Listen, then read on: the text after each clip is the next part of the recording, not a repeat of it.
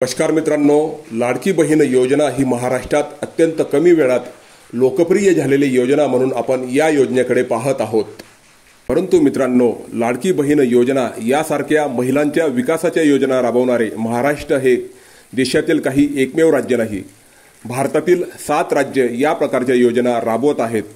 तर त्या योजनांबद्दल व त्या राज्यांबद्दल आपण आजच्या व्हिडिओमध्ये माहिती पाहणार आहोत।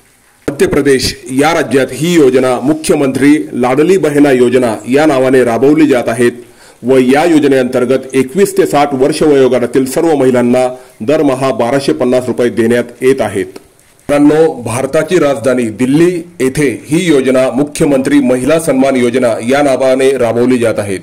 येथे 18 पेक्षा जास्त वयाच्या सर्व महिलांना दरमहा 1000 रुपये मासिक लाभ हा प्रत्येक महिलेला देण्यात येत आहे।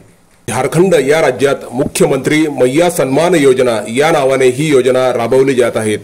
या योजनेअंतर्गत 21 ते 50 वयोगटातील सर्व महिलांना दरमहा 1000 रुपये हा लाभ देण्यात येत आहे।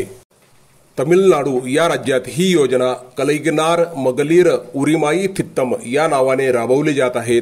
या योजनेअंतर्गत 21 वर्षापेक्षा जास्त वयोगट असलेल्या सर्व महिलांना 1200 रुपये दरमहा हा लाभ देण्यात येत आहे।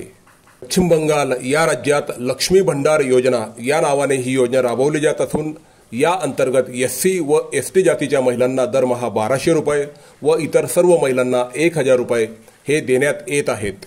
मित्रांनो, कर्नाटक या राज्यात गृहलक्ष्मी योजना या नावाने ही योजना राबवली जात असून या अंतर्गत प्रत्येक कुटुंबातील प्रमुख महिलेला 2000 रुपये हे दरमहा देण्यात येत आहेत। मित्रांनो, भारतातील 7 राज्यातील योजनांची माहिती आपण या व्हिडिओमध्ये घेतली। आपल्याला या योजनांबद्दल काय वाटले ते आपण कमेंट बॉक्समध्ये कमेंट करून निश्चित कळवा। जय हिंद।